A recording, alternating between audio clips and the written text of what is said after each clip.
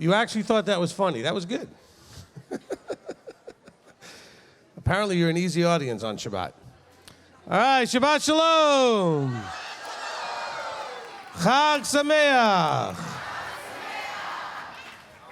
If it wasn't Shabbat, I'd have all kinds of other things to get you to say.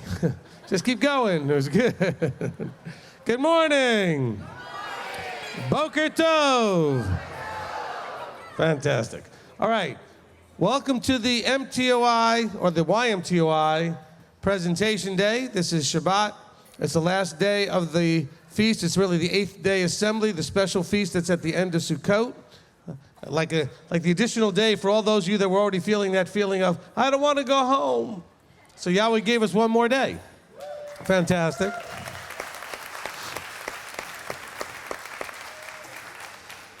So for all of you here and all of you on the live stream, just to be more aware of the things that have been going on here all week. So our children, the youth, have been in classes all week.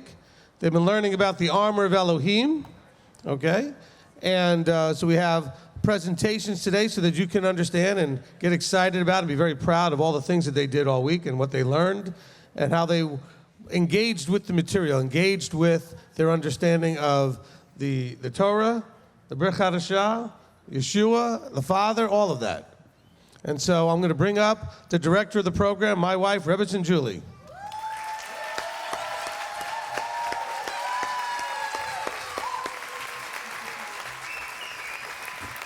Thank you. Good morning, everyone. Thank you all for coming. I see a beautiful big crowd here. Everyone looks so nice on Shabbat and Shemini Atzeret. So welcome to our presentation day. I can't believe, I feel like I just was up here like a day ago. And here we are a whole week later, flew by, as it always does. And that's because it's such a pleasure to be a part of this. And so without further ado, I want us to go ahead and start because there's a lot of good things we want to share with our parents and with the mishpachah that have come this morning. And so at this time, I'm going to bring up the Katan Aleph, Katan A teacher, Mora Sarah Beth, who will tell us about what her class did this week. Oh, no, that's why I have a coordinator. Stand by, Miss Sarah Beth. We are going to go ahead and show you the snacks that your children had this week. Is Rebbetzin Joanne here? You're going to do it? She's in the kitchen, of course. She's probably making snacks. Yeah. Yep. Oh, until she gets here, I'll at least be talking about the fact that, as we all know, Rebbetzin Julie, when she coordinates this, makes sure that everything kind of comes together. And so she had Rebbetzin Joanne create some fantastic snacks that very much coordinated with each of the day's themes. And so what we did is we kind of put together a video for you that will show you all of the snacks that were put together by Rebbetzin Joanne and her team.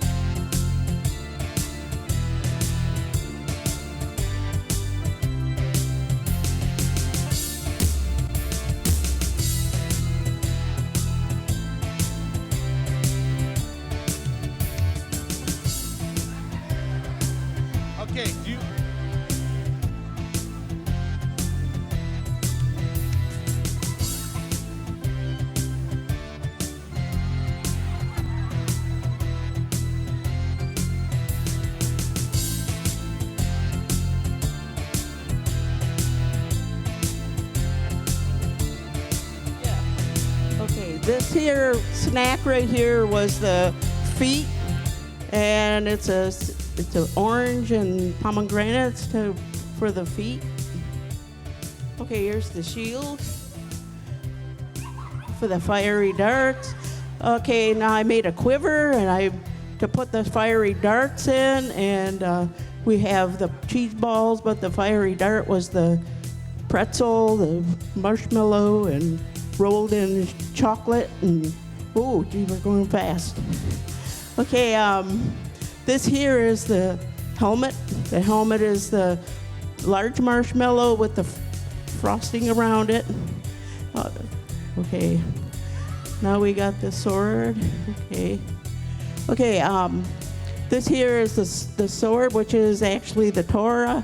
The pretzels with the fruit roll-up on it. You're welcome.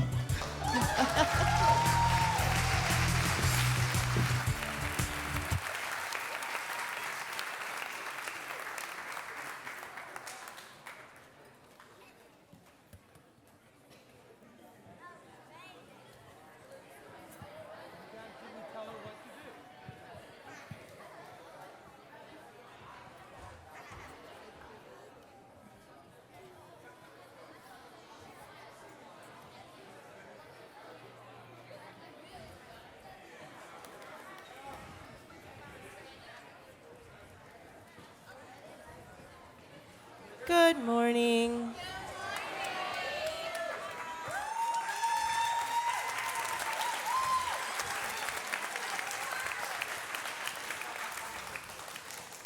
As most of you know, my name is Sarah Beth Mason, and it was my honor and privilege once again to get to serve in the Katane class.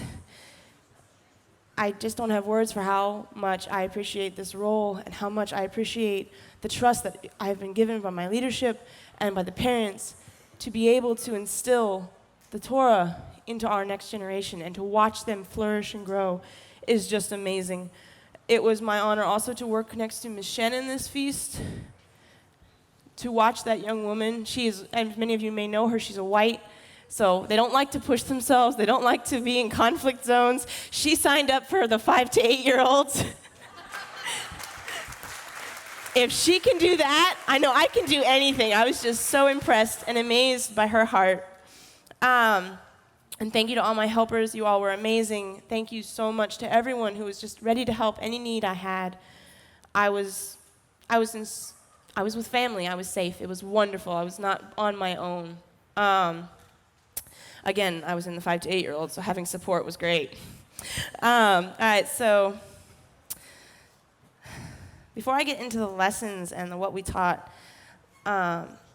something that was just super special and I'm so thankful for, and one thing that's very unique, I think, to the 5 to 8-year-old class is that you've got the 8-year-olds that are itching to get into Katan B. They're kind of, I'm not so sure I need to be here anymore. This is kind of too simple for me. And they're there, and they understand the material, and they're answering my questions like they're getting ahead of me in my lesson. They know the material, and they're teaching, but they're teaching the 5-year-olds. The 5-year-olds are looking at them with this awestruck, I want to be you when I grow up. And they're showing them the Torah. It's not just me talking to them, it's the 8-year-olds teaching the 5-year-olds.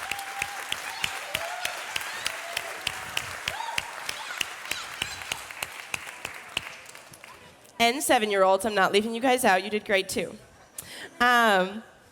We had the privilege this feast of having a very special young girl in our class. And when Rebbitzin called me and told me that I was going to have a child on the spectrum in my class, I was a little apprehensive because keeping 5-year-olds focused to learn something isn't always easy. Without having a distraction and something special, and we have time crunches, and we want, any of you who've been in class know we have to get that craft done so Rebbitzin can get a picture of it.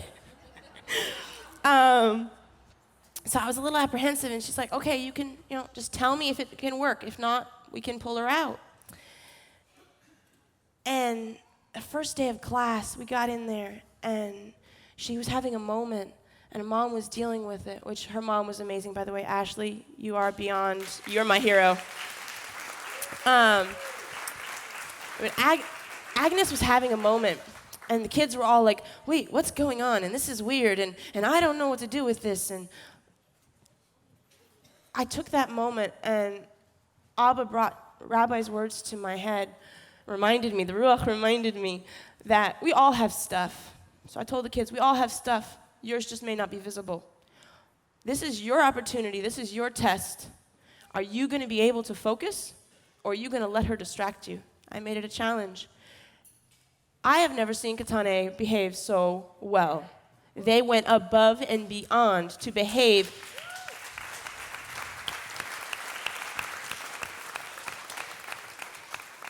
But not just behave, to watch over her, to see if they could help her. Whether helping her was being quiet and staying out of the mom and my way so we could help her, or as you'll see today, one of the young men will be walking her on stage so that she doesn't fall on the stairs. This class has just been, whether it was keeping her in line, helping hold her hand going down the stairs, whatever it was, Katan A rallied around her as a family should.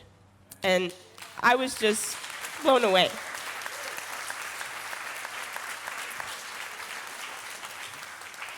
All right, so our first lesson, as you may already know, is the belt of truth, armor of Elohim. We taught them Rabbi's verse loop, the words, the truth, Yeshua is the truth, and we made them a little belt. Yeshua is the walking, talking, living Torah. And that they needed to be prepared for action. Just like Yeshua was ready in the wilderness when he was tested, he had the word right there. He knew what to say. And in talking about that, we got into the, what is fasting? And this is where one of my 7-year-olds got ahead of me, and she's like, she didn't tell me what fasting was. She told me that it was so you could get closer to Yahweh. That was her definition of fasting. Miss Azalea, well done.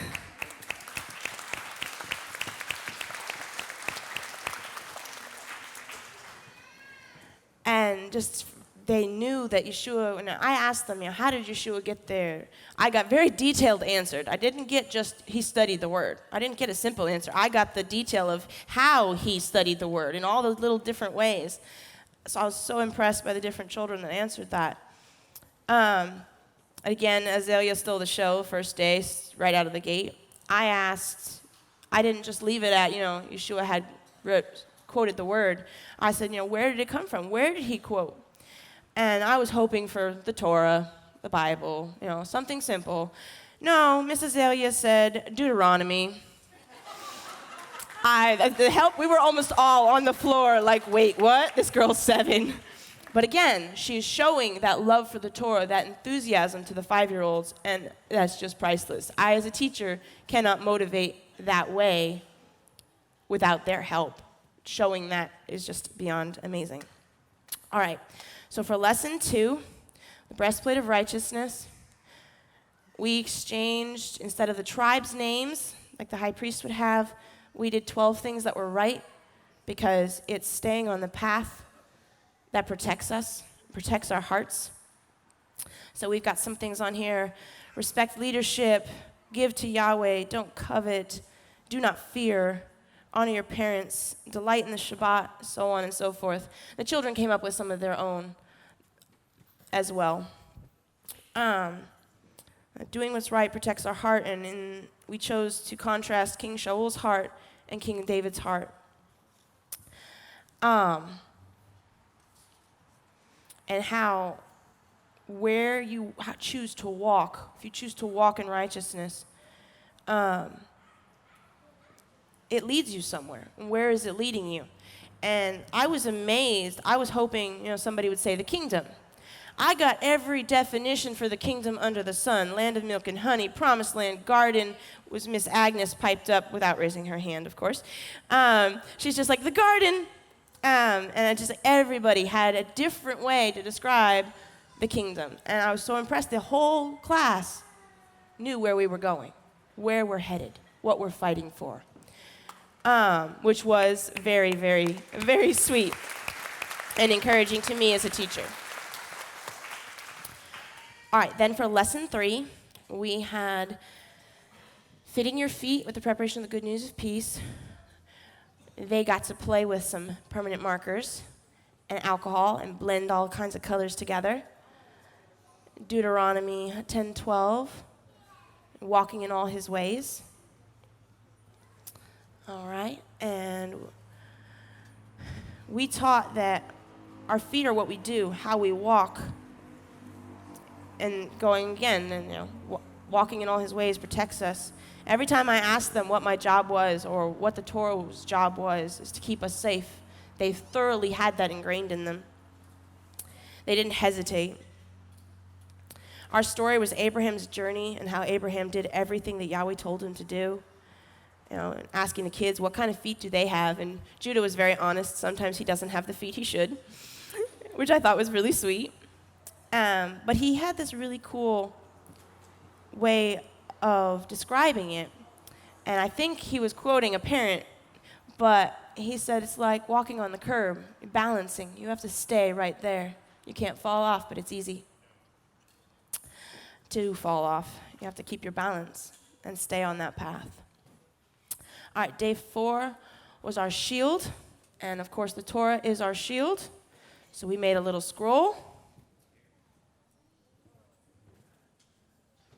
And you'll see that again here in a moment when we get to the next day 6. But for the scroll, we taught that we need to have complete trust in Yahweh. And it's not something that we just think about. Belief isn't just something is just in your head. It's something you do. It's decisions you make, like Shadrach, Meshach, and Abednego, who chose to obey Yahweh no matter what, no matter how hot the fire was. They chose to obey Yahweh. And kids actually we had a lot of good discussions with that. I was really, really impressed. There's always that one child you're not sure how well they're connecting or if they're happy to be there because they've always got that face on. They're not sure they're there. But I asked, what is wickedness? And Miss Addie came up with, it was perfect. She didn't, a lot of the other kids were, something, a specific thing that they thought would be wicked. But she said something that goes against Yahweh. And I was so proud of her.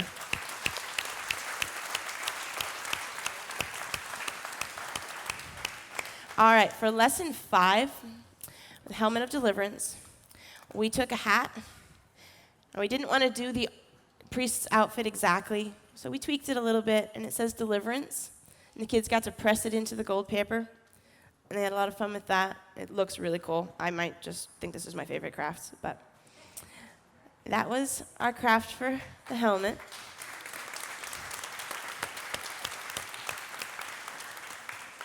And we taught we need to remember who Yahweh is and how he has delivered us. And that protects our minds, like King David with Goliath, which was our story. I asked the children, why wasn't David afraid of Goliath? And Scarlett said, which I thought was beautiful, and she just said it with so much conviction, because David knew that Yahweh was with him, that he was doing what was right. He had that thought.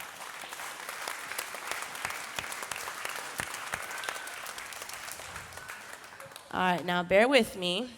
For the sword, we did something I thought was really cool, because his word is our shield, but it is also our sword.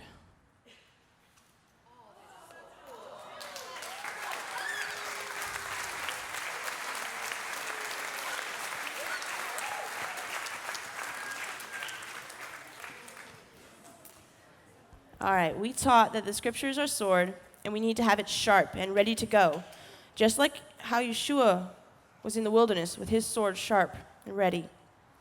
We taught about the 12 spies and how Caleb and Yehoshua had their armor on. They believed, that's the shield, the truth. They believed the truth. They had the truth around their waist. They were ready with it. That Yahweh was giving them the land. They protected their hearts from fear, not letting themselves be afraid like the other spies, the breastplate. They protected their hearts. They were ready with the word. They had the sword. They knew what to do. They knew what Yahweh wanted. And they were ready to obey their feet. They were ready to do what Yahweh said. They had all 6 pieces of the armor on. So I asked the kids, and talking about, I felt like this was a really great question to ask them. Why do your parents read the scriptures, and why do they listen to rabbi teaching? How do the children see what their parents are doing in this walk? And Azalea said, and I thought she took this in a completely different direction than I was expecting. She said that their parents read the scriptures so they can teach us.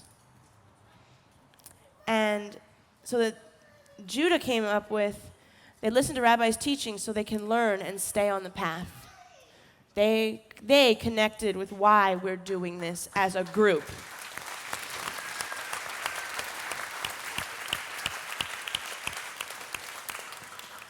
Now, we played games every day. Depending on the day and the children, it varied what game we played for, energy needs to be gotten out. And for the Shield of Belief was probably my favorite game because we set up little forts for them, and they got to lob balls at each other, and they had to hide behind their shield to keep them safe, their Shield of Belief. But occasionally, a girl was out from behind the shield, and she got hit. And of course, there were tears. So I turned it around and I said, okay, guys, what's the guy's job? And almost as a class, but John specifically yelled out, to protect the ladies.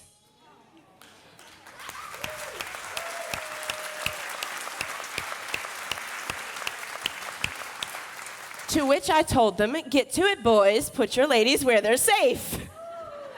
And they did a fine job. They were, of course, being very strategic and wanting themselves closest to the front line. Well, that was also the safest place. So they switched it and put themselves where they could protect the ladies. It was really good. And we did the cup stacking game, at which we had some really heated competition. I think somebody did it in 4-something seconds, and somebody was right behind her at 5. And then somebody else was at 6 and 7 seconds. It was some really stiff competition about who could stack the armor in the right order fastest. We also had a game about following the path that I thought was so beautiful because we put tape on the floor and we asked them questions, and it had to be true or false. And if it was false, they had to step off the path. And they couldn't get back on the path until they got back on the they got another right answer. It was just a beautiful example of how when we're not following the truth, when we're not believing the truth, it takes us away from the path. So this lesson was just blew my mind, and as always, I learned just as much as the kids. But it is now time for your kids to do the talking and show off their stuff, which they have some stuff to show off. And if I can have my parent helpers organize, line 3, get ready.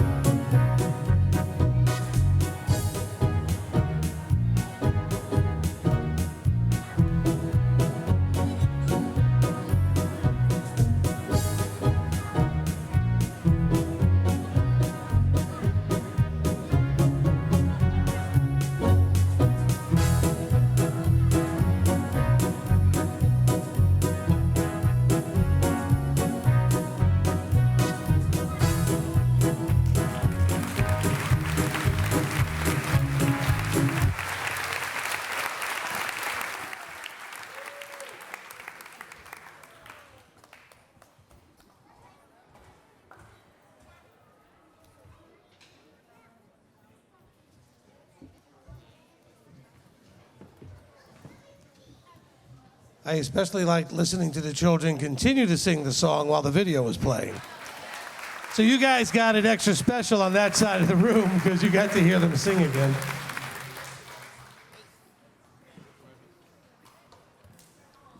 Like that? All right. I can tell you, I don't probably have Ephesians memorized the way the children do. They did a great job, didn't they?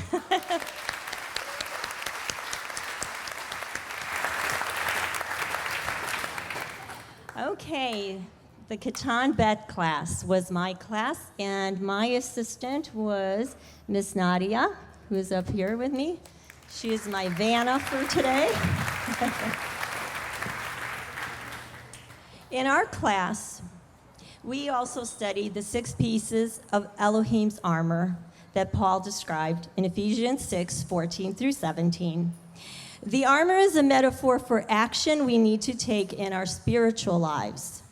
By putting on all the armor pieces, we can be prepared and ready to face the enemy's onslaughts. And we talked about that in our classes. We talked about who the enemy is, and I'll talk more about that as we talk about all our lessons.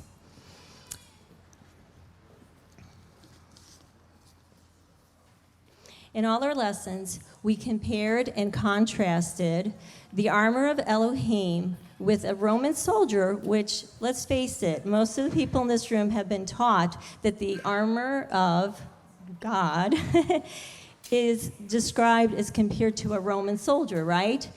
But now that we know the truth, we know that Paul or Shaul was actually talking about and thinking about the high priest when he was talking about all the armor pieces that we need. And that's why we have our high priest in the front here.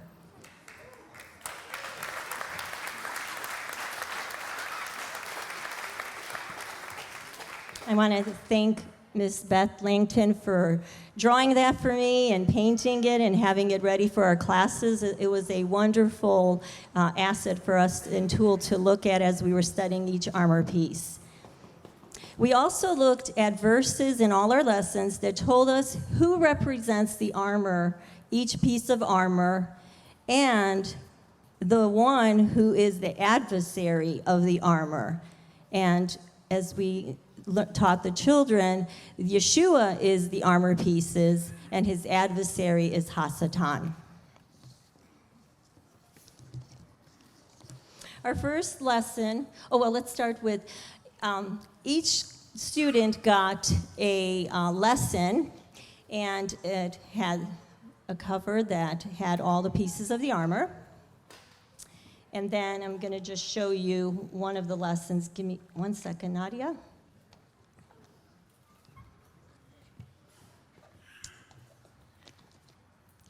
Let me just show them this. Okay, so each children had a lesson. Like this is our first one, the belt of truth, with all the information in there. We had fill in the blanks, we had underlining, and so the children were able to follow along. They were able to read with us and participate. So 1 second, Nadia. Okay, let's go back to the cover. Okay. So the children, this is their cover. It has Ephesians 6:14 through 17 on there. And then we have a doll that we made, which is a high priest, that is removable. And as we studied each piece of the armor, we made the garment pieces that went along with it so that you can have a complete, fully dressed high priest. You want to hold that up? And there he is, fully dressed, and the children made all those pieces. Okay, so it's removable. They can interact with it. There we go. All right.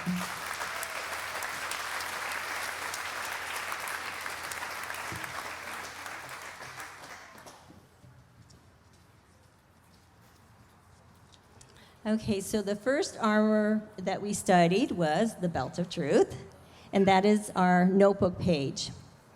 The verse says, "Stand then, having girded your waist or your loins with truth." And the belt is like our foundation. You have to build on a firm foundation or you will fall. You will fail. And we taught the children that your foundation is truth, which is also Yeshua, which is also the Word, which is also the Torah. And we use the verse loop as well. And we actually put that on the belt there. We taught the children that the truth must encompass or surround you completely, just like a belt would. And we also put on there the Hebrew word for truth, which is emet, as you can see there.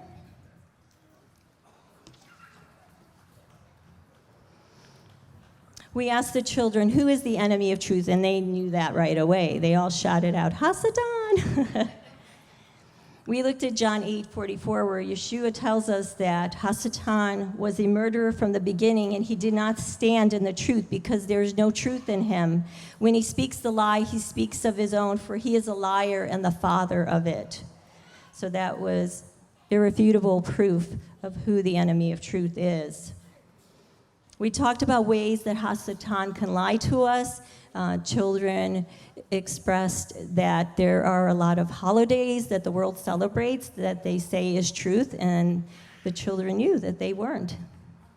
Amen, right? We talked, thank you. We talked about what does it mean to gird one's loins. You know, you don't use that phrase, gird, often. So we looked at what the word meant, and so I think they know now. Especially when we played the game where the children were girded and not girded, and they had to go through an obstacle course, and how much easier it was to gird yourself than it was to leave those long garbage bags just encumbering you. And you'll get to see that in the slideshow. We taught the children that girding means that you are prepared for action. In the Bible days, when they wore loose flowing gowns or robes, they would have to gird themselves and hoist it up so that they could be prepared for action. We talked about how at the Passover that they had to be ready, that they had to gird themselves and be ready to go when Yahweh said it was time to go. We taught the children that girding your loins was a metaphor for being strong, being ready, and being prepared. We also taught them about girding the loins of your mind, that if your mind is strong, that the enemy cannot defeat it. We also taught the children about the importance of girding ourselves with truth. And then for the conclusion of the matter, which we had in every lesson, we taught them that we are admonished to wear the belt of truth as diligently as a soldier needs his belt, or a person in ancient times who wore a girdle, or the high priest who wore the set-apart sash, and you can see that down there. We know that a belt could do many things. During the era of the Roman Empire, when this verse was written, the Roman soldier had the most advanced armor of that era. The belt is a critical part of our armor, for everything is held in place by it or anchored to it. Without the belt, our armor loses its effectiveness. And so without truth, we also lose our effectiveness against Hasatan. Truth is what brings all other pieces of the spiritual armor together into usefulness and purpose, and that is why it is first.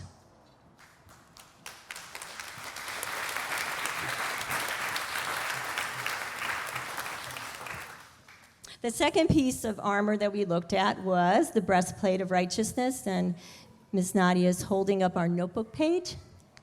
So you can look at that as I'm talking about it. And in our lesson, we contrasted the Roman soldier's breastplate to the high priest's breastplate. And what Paul was really talking about when he's telling us to put on the breastplate, he said it's the breastplate of righteousness. And the high priest wore a breastplate of righteousness. So how could it be a Roman soldier? Why do we need to put on the breastplate? We taught the children we put it on to protect our hearts right? Your breastplate would cover the heart. And we need to watch over our hearts with all diligence. What do we look at? What do we read? What do we talk about? So to protect our hearts, Yahweh wants us to put on his righteousness. We looked at some Hebrew words. We looked at righteousness, which is tzedek, righteous, which is tzaddik, and then the opposite of righteousness. What is it, children? Rasha. Very good. I like that word. It sounds wicked.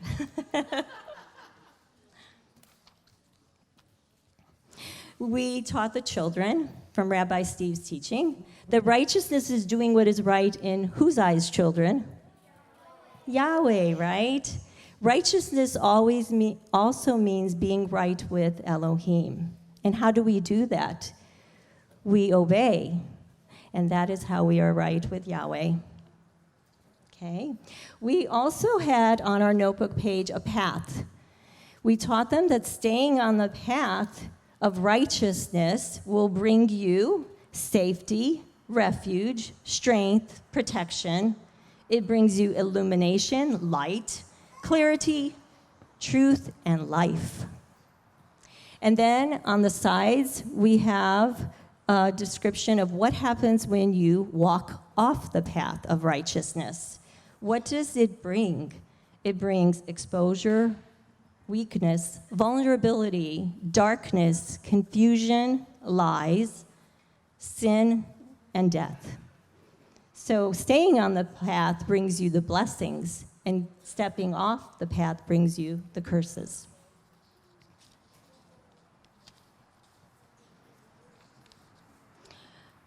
Again, we looked at verses about who is righteous, and of course Yahweh is righteous, and we contrasted who is the enemy of righteous, and of course the children knew it was Hasatan.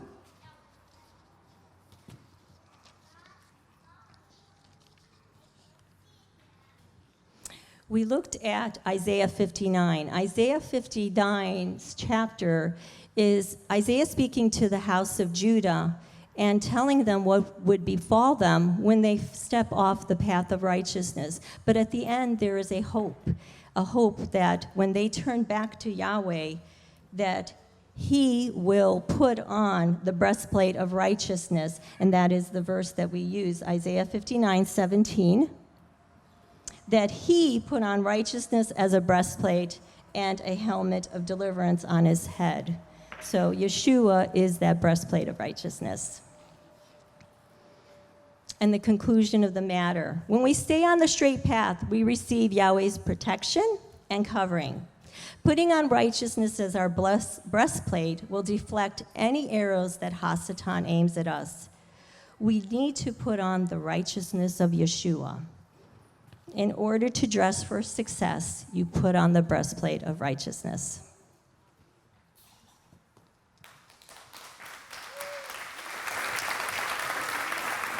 Our third armor was our feet.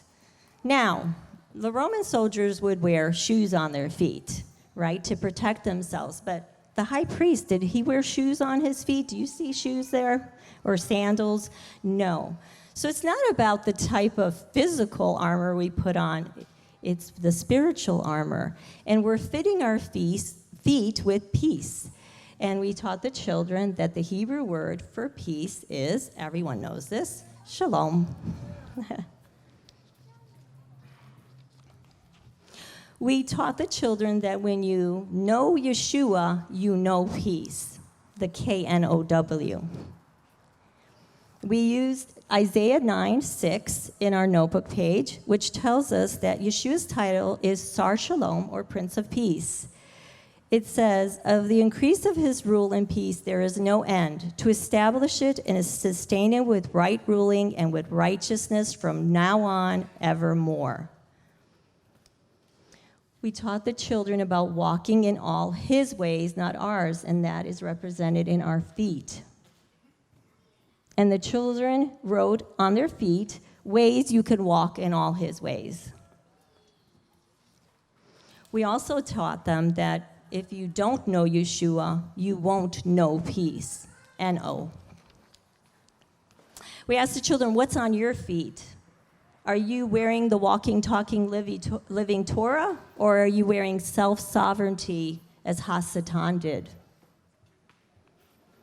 We also related back to other feast lessons in Proverbs 6:16, where Yahweh says that he hates feet that are swift to run to evil.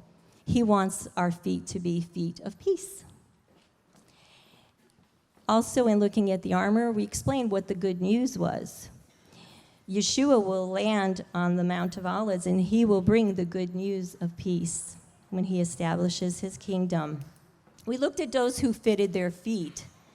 And of course, Yeshua was our primary example of one who fitted his feet with peace. We asked the children, what seeds are you sowing? Are you sowing seeds of discord or fruit of one accord? Are we showing a me attitude or a be attitude? I'm big on always going back to other feast lessons. Are we showing the fruit of the Spirit or rotten fruit? And in conclusion, in order to dress for success, you must fit your feet with peace.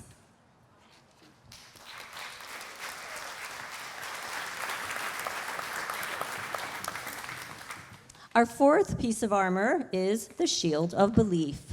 Above all, having taken up the shield of belief, with which you shall have power to quench all the burning arrows of the wicked one. And that is why our snack was the fiery darts. We didn't make a shield, but we thought it would be really cool to have something that represents what comes and attacks you, is those fiery darts. And for the children, it may be very different from the fiery darts that may come against an adult. We talked about what the word belief is, and we shared with them the Hebrew words for belief and faith because they're interchangeable. Belief is iman, and faith is emunah. Of course, we looked at the faith chapter, or the belief chapter, Hebrews 11, where we talked about those who walked in their belief, because in order to show what your belief is, it's all about your actions, what you're showing others, because you can't show people what you believe if you're not doing an action.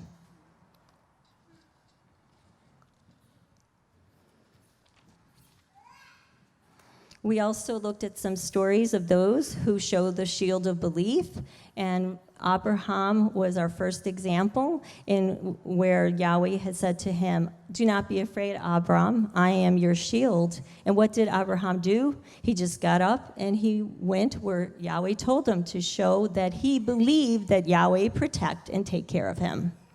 We also looked at some very famous stories of Daniel, Shadrach, and okay, I can do this. Daniel, Shadrach, and Abednego. Okay, Meshach. And how they, every time they had an encounter, they always brought it back to who their protector was. It is Yahweh. We looked at verses about who is our shield, and the conclusion is that Yahweh is our shield. And then on our notebook page, we use Psalm 115, verse 9. O ye Israel, trust in Yahweh. He is your help and your shield, so children will always remember this. The conclusion of the matter. Every day, arrows are aimed at us or will come whizzing near us. We need to, 1, study the truth daily, stay on the path of righteousness, walk in all his ways on feet that firmly know and truly believe the good news of peace that is to come, and believe without a shadow of a doubt that Yahweh is our shield. In order to dress for success, we need to take up the shield of belief.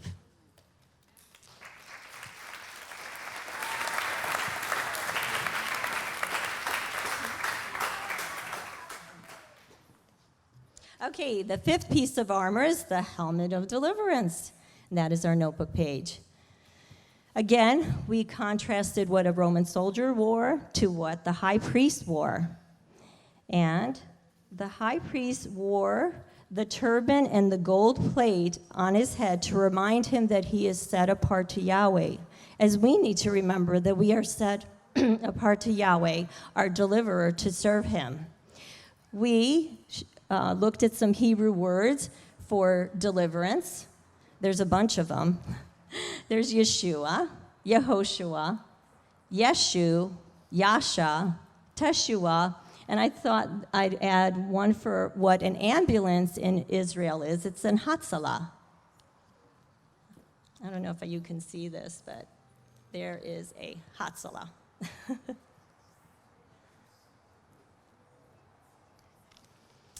Okay.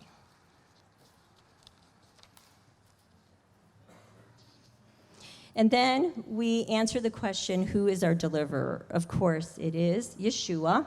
And Isaiah 59:17, it says, and he, Yeshua, put on righteousness as a breastplate and a helmet of deliverance on his head. So this was a great verse because we got to use it twice. We taught the children, have no fear, your deliverer is here. And that's the way David felt when he went up against Goliath. He had no fear. When he came across Goliath, he said, you come to me with a sword and a spear and with a javelin, but I come to you in the name of Yahweh of hosts, the Elohim of the armies of Israel. This day Yahweh shall deliver you into my hand. And there's that helmet of deliverance. Because we know that Yahweh does not save with sword or spear, for the battle belongs to Yahweh, and he will give the enemy into your hands.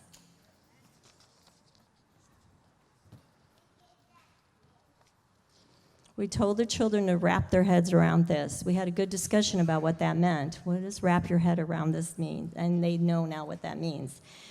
The enemy will take advantage of us in areas of weakness that we struggle with. He is an opportunist, so we must not give him a chance to get into our heads, that helmet of deliverance, and fill us with doubt and disbelief. Instead, we should wrap our heads around this.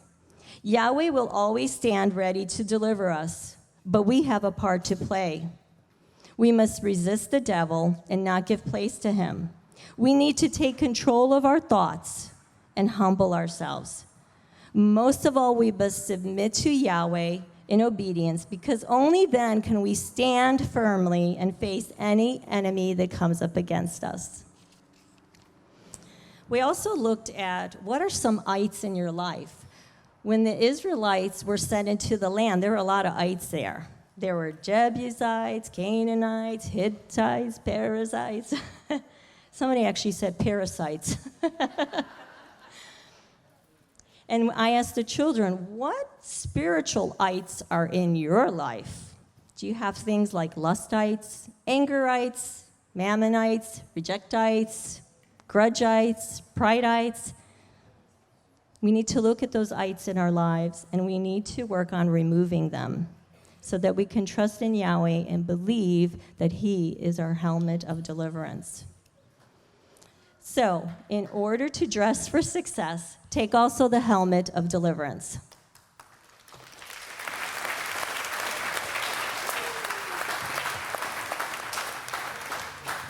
All right, thank you. Last, we looked at the sword of the Spirit. This one was easy because it actually says, take also the sword of the Spirit, which is the word of Elohim. We show the children the Hebrew word for word is dabar. We made a Torah scroll, which represents the word, and Ms. Nadia is going to open it up.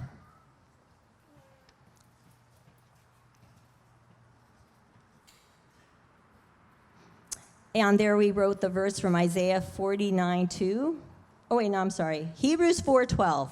For the word of Elohim is living and working and sharper than any two-edged sword, cutting through even to the dividing of being and spirit, and able to judge the thoughts and intentions of the heart. And it's all about the heart, isn't it?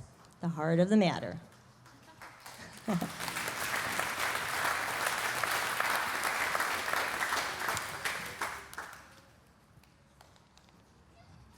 Like the Katane class, we talked about how Yeshua combated Hasatan by using the word every single time Hasatan came up against him.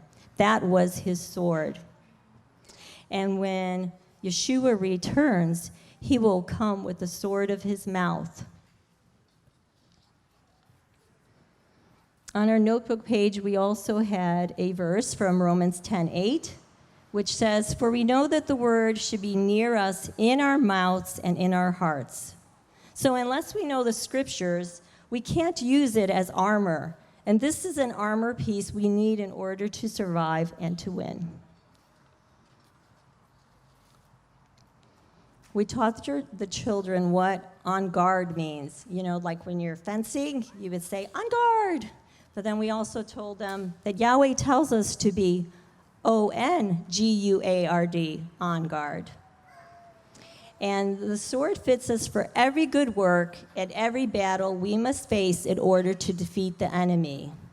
So every day we're going to see, read, and hear truths, untruths, half-truths, and outright deception. That is why we need to know and carry the word with us in our heart and on our lips, so that we do not fall prey to those snares which drag us off the path of righteousness. In order to dress for success, take also the sword of the Spirit.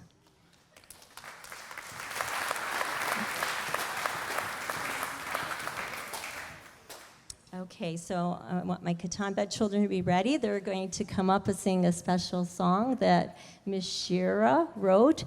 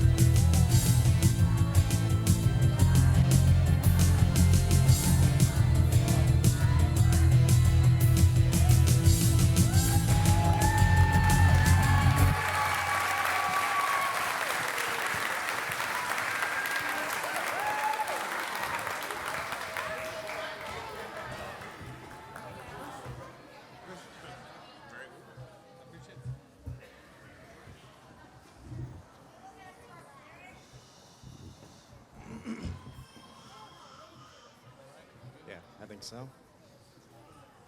Good morning and Shabbat Shalom. My name is Michael Long, and I had the honor and privilege of teaching the Gadol Aleph. It was the 13 and 14-year-olds, so I use those terms somewhat loosely. And then this is my colleague, Mr. Billy Jackson.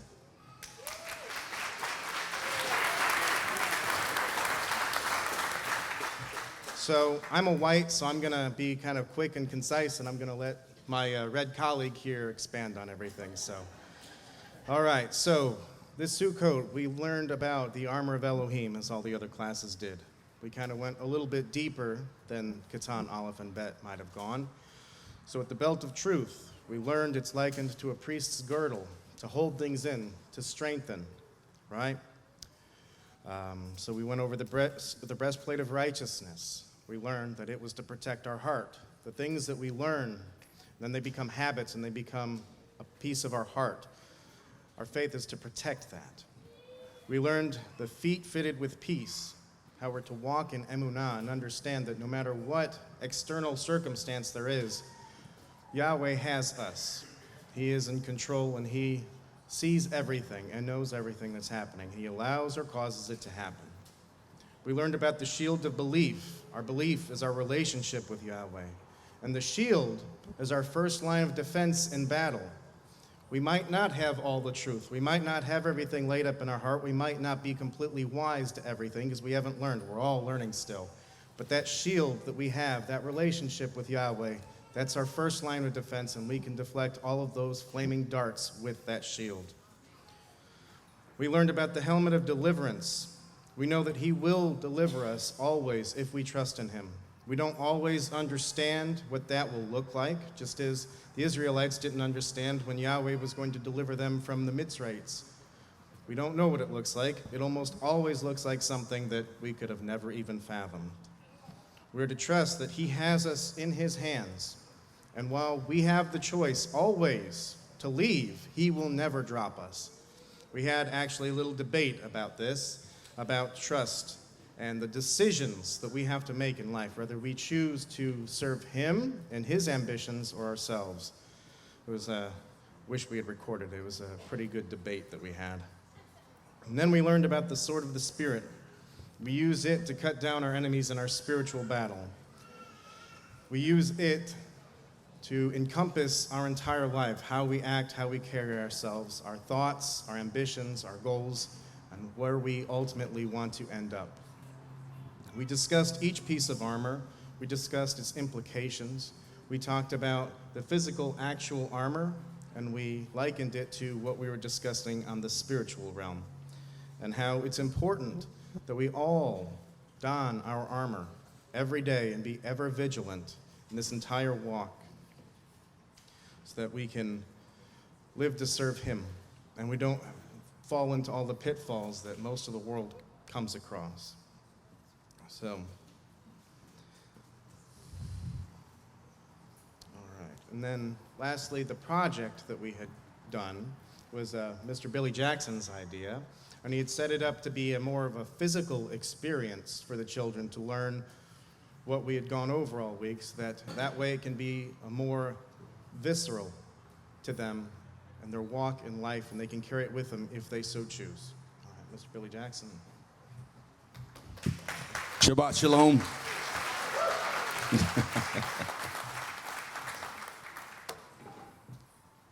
Gadol Aleph, are we right? Are we right? Right. Okay. So, our journey began on Shabbat last week, and it continued through everything Mr. Mike explained, but we also contrasted the armor with the mindset on the journey that we're all on. We're all on a journey from where we are to where he is. And so we tried to give them as much as we could, because a lot of them, including my children, have been sheltered from a lot of the world influences, which is okay. But I tried to convey to them the seriousness of the lesson of this journey and how it's important that we're guarding our mind that we're protecting our mind and protecting his commands and protecting our heart with all the elements that we were presented with, the armor of Elohim. And so we had a motto that no kid will be left behind, no person will be left behind. So that meant since I didn't have the freedom to send them out of class if they were being disobedient, which none of them were, I told them that I give respect, but I demand respect.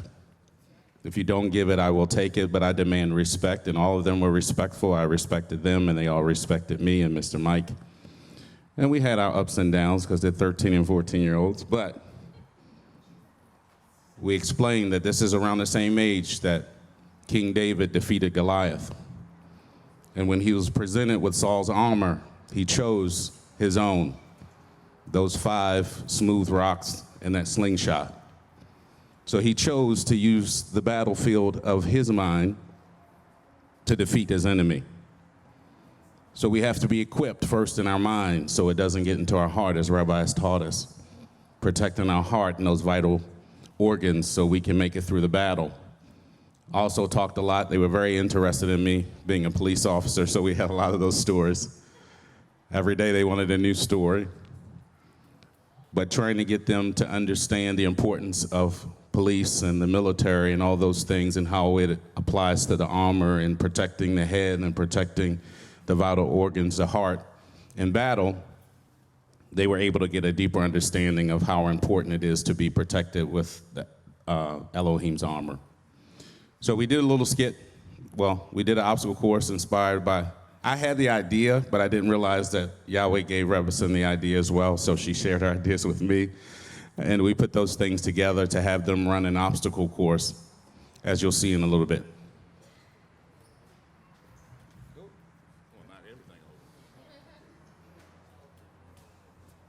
Only thing that we're asking of you is what Yahweh requires and asks of us. Is it in your heart to obey his commands? Is it in your heart to follow him? Is it in your heart to guard what he told you to guard? We taught you all the pieces you need. What you did with them doesn't matter to me. We'll see it when you get on the field.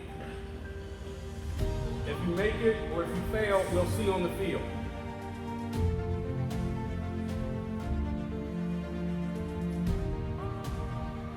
The only thing that I ask is that if you fail or you fall or fail forward, because you're still farther ahead than you were when you fell.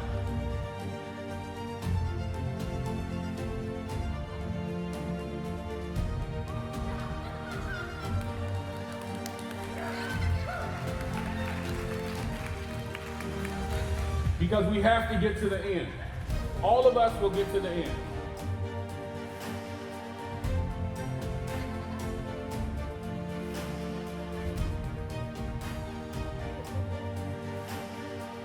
Paul said the race is not given to the quick, but to the strong, but the one that can get through to the end.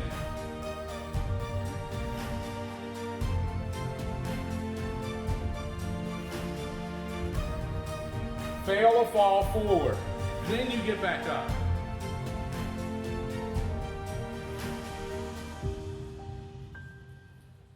No man or woman will be left behind in this challenge. We want to support our team. We want to support the other team. But understand it's a competition. I'm not saying be mean. I'm just saying it's a competition. Go, go, go, go, go. There you go. Stay on time.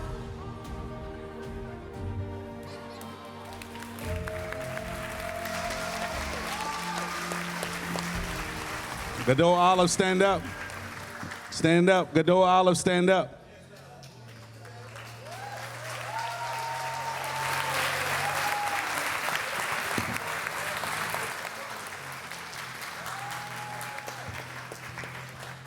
You all made it.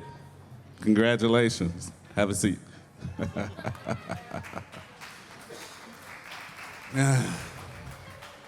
It's a long week.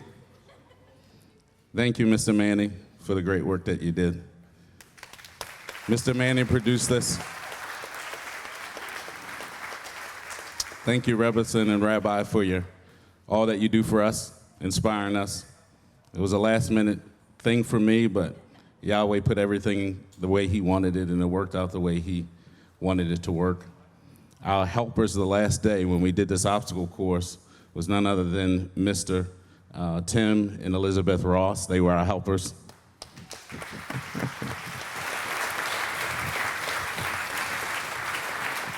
And I thank you to all the helpers that helped us throughout the week.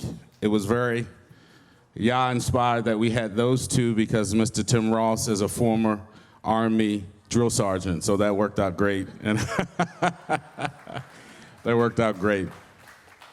So if you saw during the video, we first put on the breastplate, and then we girded it with the belt of truth. And then we jumped through a couple obstacles and hurdles and distractions called life.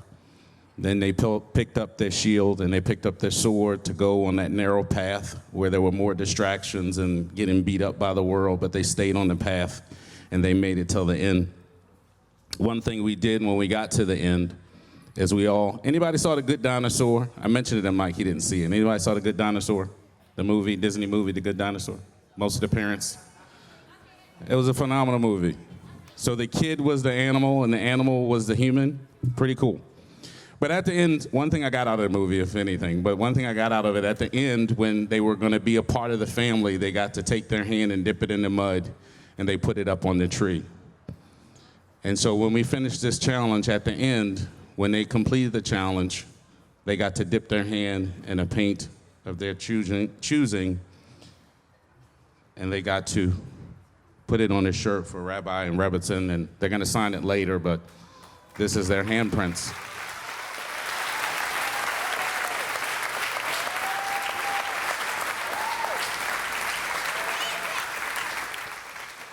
So Sukkot 2020, they stayed on the path, they completed their journey, and now it's time to journey on.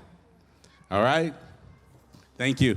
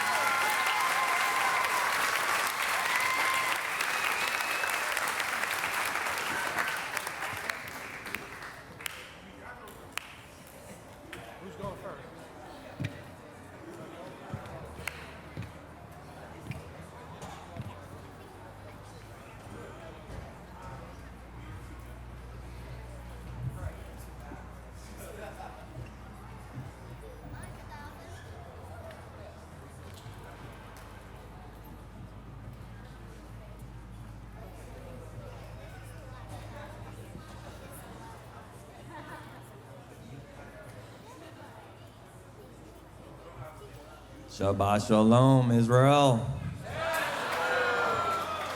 How's everybody doing this morning? Good.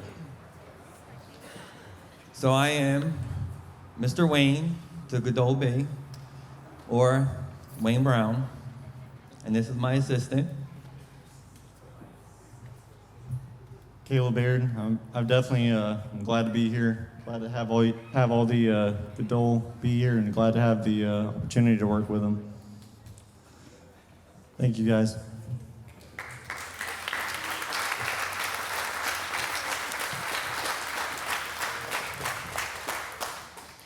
So we had a privilege to work with the older teens, and it was such a blessing because as we're going through the armor of Elohim, we're realizing it's not just us teaching them, but they're also teaching us.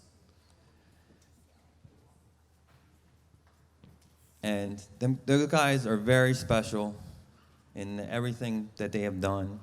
They have shown everything between coming into a community, getting to know one another, being able to understand, being able to come under the vertical alignment, and just blossoming through this whole feast. And it was just amazing to see. So when we started this class, we had a class where the majority of our teens were very new to this walk, some no more than a year. This class wasn't just us teaching. We found ourselves in positions where our students were building not only their foundation of trust with Torah and with the teachers, but the authority with our rabbi and Rabbi Steve.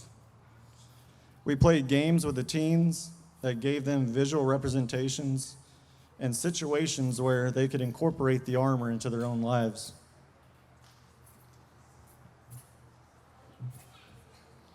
We explain to them right now that they're in a critical stage in their life and that everything and anything can be an influence.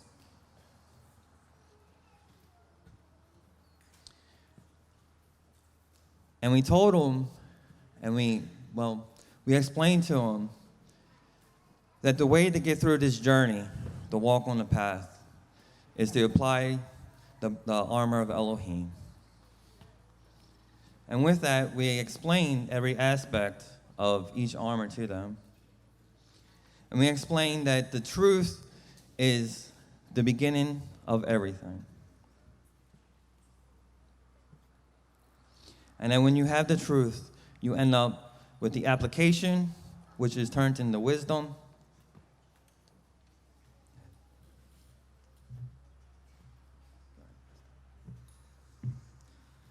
With that being said, we saw everything that they learned. It began to be utilized directly with each other. I don't want you guys to be discouraged by not having a presentation. I saw the girls begin to grow into women and boys grow into men.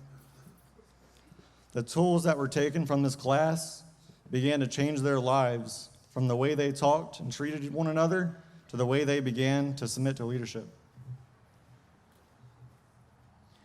We explained that submitting to the leadership, submitting to that vertical alignment is what brings the deliverance. Because when you come under that, you come under the shelter of the Father, and it goes up through the line. We explained to them that it first starts with their parents, and then it goes on to the parents' teacher, and then it goes up to Elohim. We explained to them about how every Shabbat, when we put them under the huppah, that is a representation to them.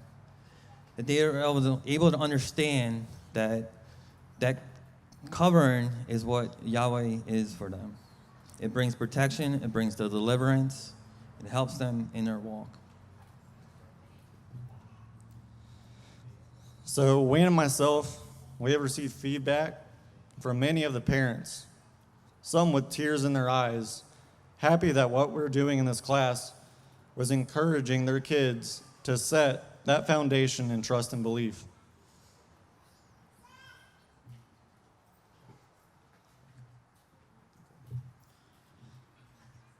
We didn't have a presentation, but these children have given a representation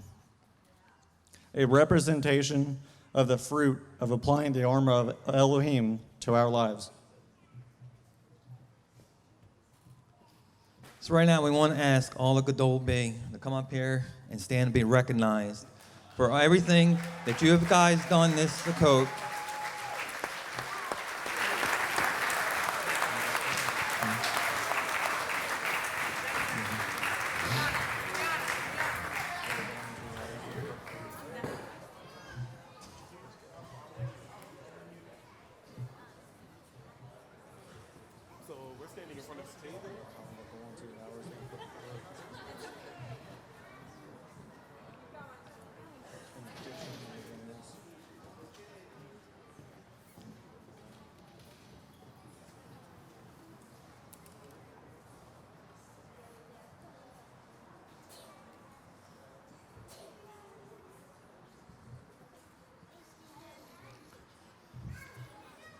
So right now we want to give recognition to Gadol Bay. Right now, in this Sukkot, this feast, they demonstrated every aspect of the armor this feast.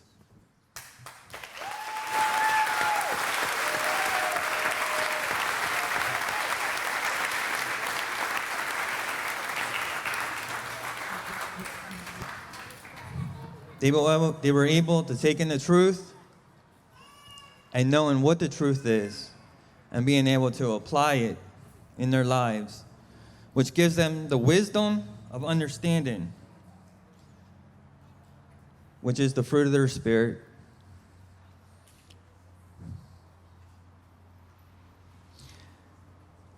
And with that, they also, each and every one of them has taken up the shield of belief. They all said one by one how they truly felt, and it was amazing. And with that, I truly believe that they know in their hearts who their deliverer is. So Gadol B, we thank you for everything that you have taught us all here today. We thank you for volunteering. You can clap for that.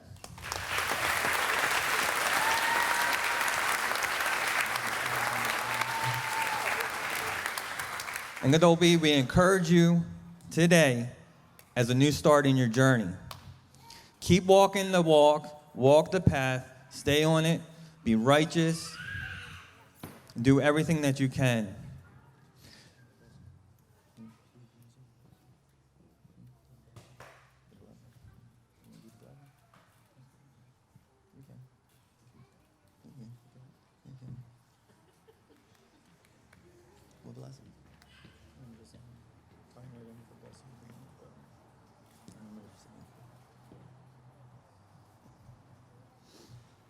One of the biggest things, like we wanted you guys to understand too, is just understanding the blessing of being under the covering and following under the Torah.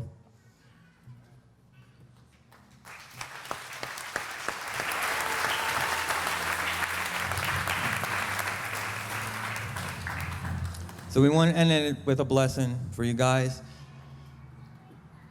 So does everybody stretch out their hands and their hearts to Him?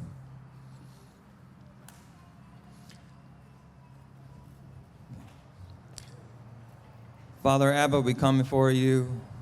We humbly recognize who you are. Father, we ask a special blessing on these children. We ask that you watch over them and guide them.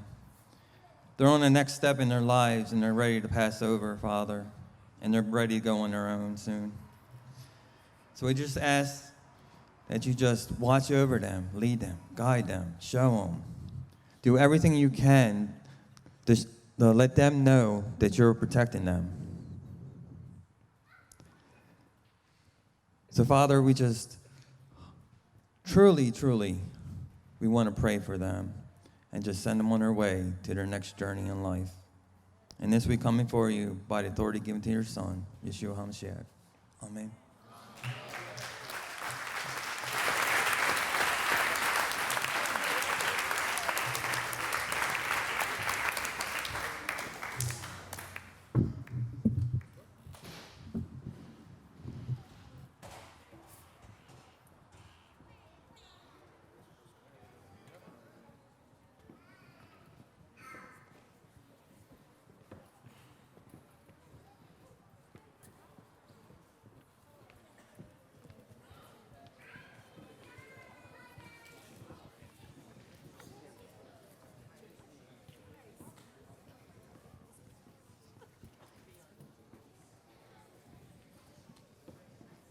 Okay, ready for the video presentation?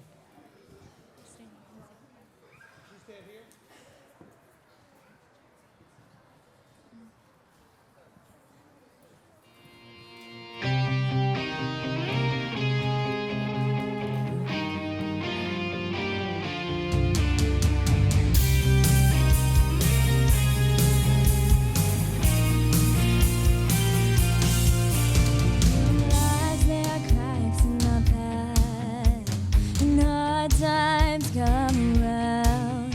But you gotta keep going in the right way. Don't turn around, journey on. Nobody says it's easy to be a servant. It's not hard to turn away, but keep going in this faith. Journey on, journey, journey on, journey on.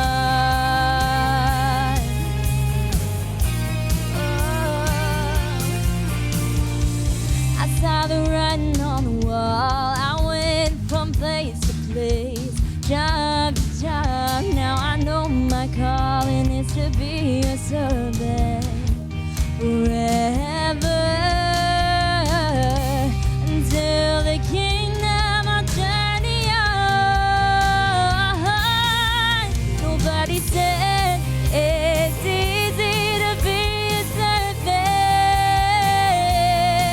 It's not hard to turn away, but keep going in this faith.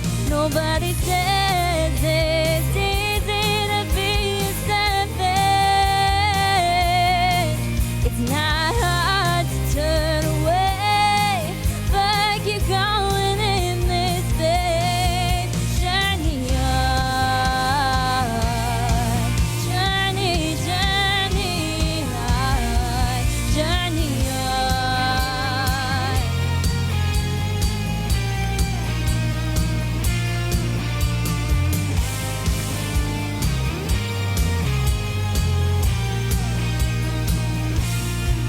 Nobody says it's easy to be servant. It's not hard to turn away, but keep going in this faith. Nobody says it's easy to be servant. It's not hard to turn away, but keep going in this faith. Journey on, journey, journey on, journey on, journey, journey on.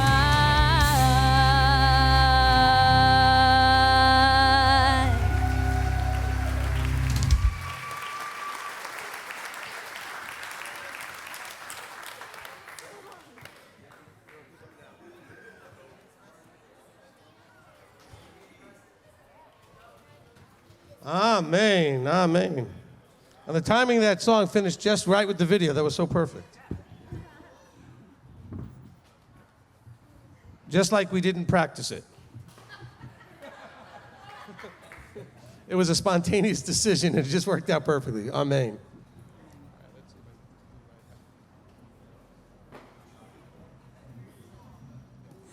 Okay. So we do want to appreciate all the work that went into this for everyone. So I'm up here saying this because Rebbitzin needs to be acknowledged for all of the effort and the coordination and energy that she has put in.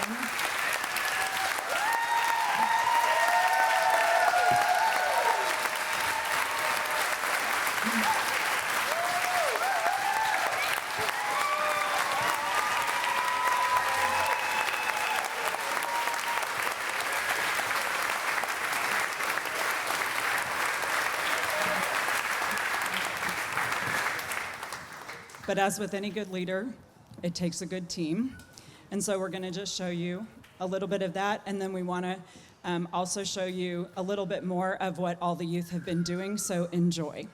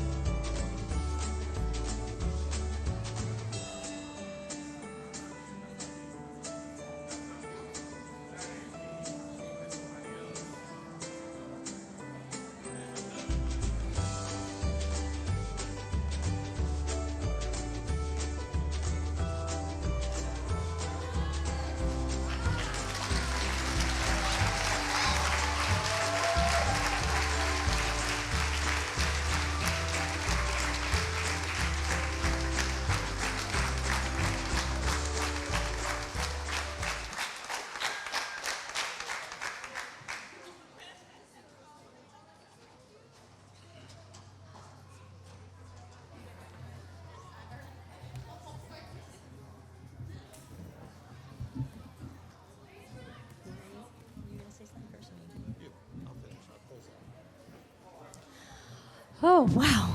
Wasn't that wonderful?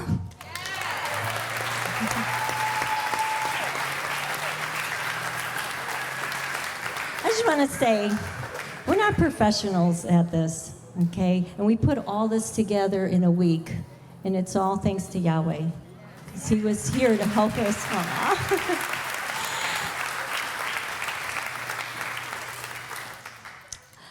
At this time, I want to thank a bunch of people, so bear with me, because you're a wonderful mishpachah, and you've all helped in the YMTOI program. So at first, I want to thank, first of all, my Bet Shalom ladies who spent a Sunday for 5.5 hours cutting crafts so they could be ready for the children. Can you stand up, Bet Shalom ladies?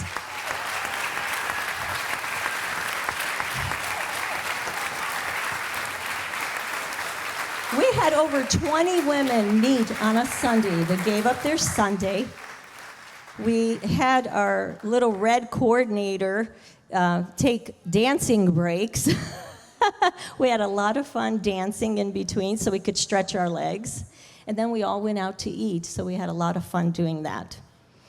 I next want to thank Miss Shira, who wrote the beautiful Katan Aleph and Katan Bet songs. Thank you.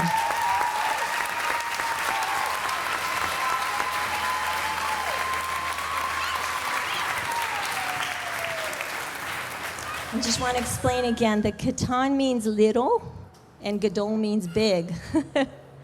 So that's why we divide the class into the Katan and the Gadol. I also want to thank the photographers that worked with the YMTOI program this week, Esther and Gabriel Guti.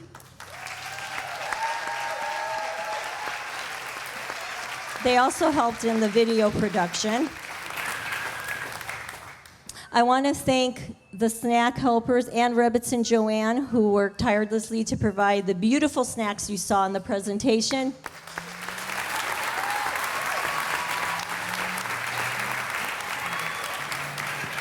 I want to especially thank my teachers who gave up their time this whole week and their main helpers. Can you please stand up? All my teachers. Give them a big, big round of applause.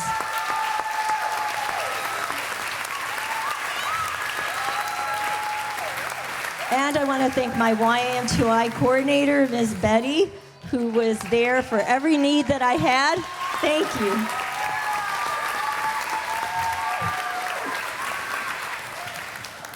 I want to thank my YMTOI activity leaders and helpers under Bob Shepard, Uncle Bob, and Mr. Gary Flint.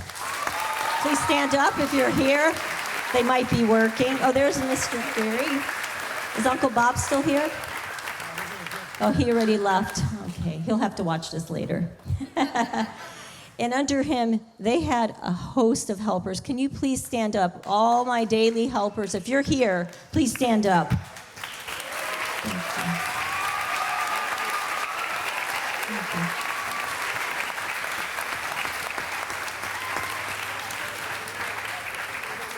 I want to thank all the parents who came in every day for all the classes and helped to serve. Please stand up. Come on, parents.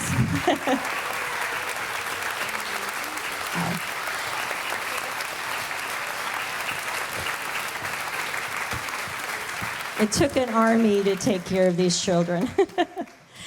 I want to thank the video and audio team right here in front of you and to the side of you. Thank you so much for rolling with everything that happened today, especially Mr. Marty. He's somewhere. And most of all, I want to thank my husband, Rabbi Steve.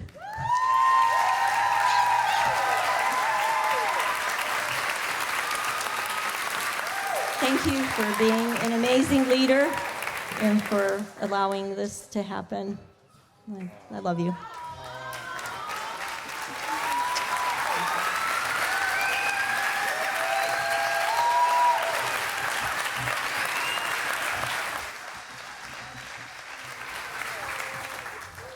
Oh.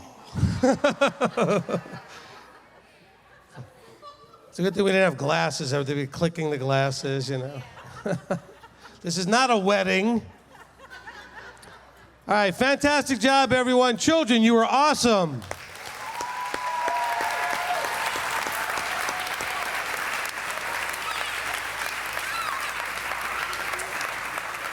And I don't want to repeat anything my wife said, because, I mean, she just said it right there. But I'll tell you what, just a little extra special thanks to Shira with the songs, because the songs are so engaging that even when the videos are playing, the children are still singing them.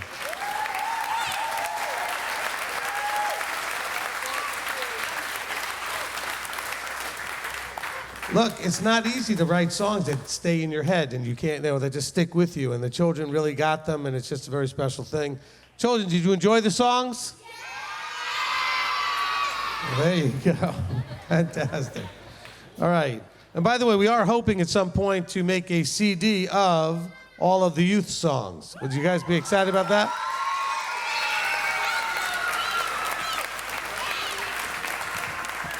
We may need to do it at an event like this where we could have some of you children sing along and have a little choir, a chorus of the kids singing in the song. That might be great. Fantastic. Yeah, they're like, yay! Okay, 2 or 3 of the ones saying yay were ones that I didn't see any of their lips moving while they were singing. So I was just, yay, but I didn't sing anything. Okay. But you were cute and stood up there anyway, so okay. But you know what? This is one of the most important things that we do during Sukkot. You know, we come here. We know why we're here as adults. Okay? And some of you may have been to Sukkots or events where the children were just constantly nagging and whining and complaining because there wasn't anything to do and it wasn't fun and whatever. But we try to provide the children with the greatest experience we can so that they actually desire to show up to classes and they can't wait to do the different projects and have fun with each other. So many of you, if you're here for the 4th, 5th, or 5th or 6th time, whatever it is, your children, you already have friends that you've made that you only get to see at these events, and you can't wait to get here and see your friends.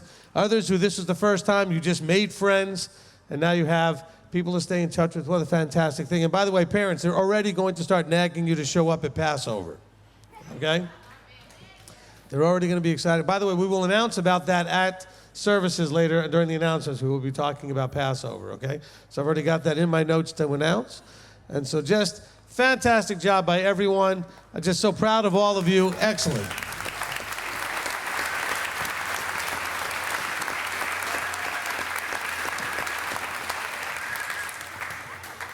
Because we provided an experience where the children will never forget, and they'll have had at least an experience of engaging with the Torah, with the Word, with each other. So they're learning to love each other, learning to love Elohim, and they're really having that in there. Now, whether the father has popped their bubble yet, whether he's gotten their attention yet, it's not the point.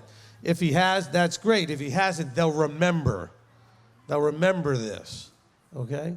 And so we want this to be enjoyable. You know, in the Jewish community, when the child first shows up to school, they put honey on I think they have like a laminated thing or something with the letters of the alphabet. And they take their finger and they trace the letters of the alphabet with the honey on it, and then they get to lick their finger and have how sweet the alphabet is, how sweet the Torah is. And that's why we do this YMTOI program, so the children say, wow, this is good stuff. Okay, this isn't just, I got to go to that again. Okay? And it's just fantastic. And it's all because, and a lot of you don't realize this how much, but I know that Stephanie already thanked my wife, but she started working on this, and we'll start working on the one for unleavened bread like Sunday, okay? Because it took all of the time pretty much from unleavened bread till now to get this ready.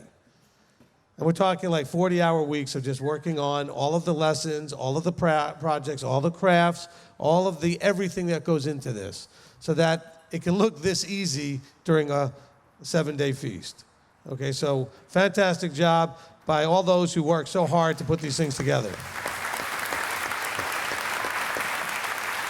And that includes the incredible Parsha Pearls program that is the weekly Torah portion, okay, that you guys can download every week to use with your children, or use in your Shabbat schools, or use in your homeschooling. We use it here at our homeschooling, our MTOI Academy. It's not homeschooling, it's an academy. But we use the Parsha Pearls as part of the Torah time, and it's just, so much love and work goes in there for the caring of our children. The love we have for our children, because they are the next generation. If Yeshua would tarry, and we certainly don't desire that, but if he would tarry, and certainly every generation has seen that up till now, that he has not been here yet, they are next. They are Messianic Torah in Israel's future. And so we're just, children, fantastic job. We love you. We can't say more than we enough about that, and we just are so proud of you. Great job.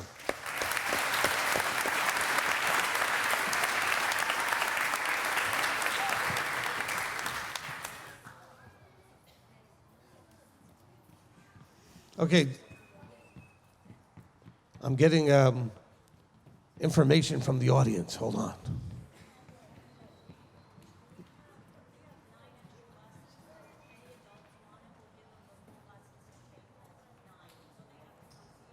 Okay, so the complete set of all the things that they need for the lessons?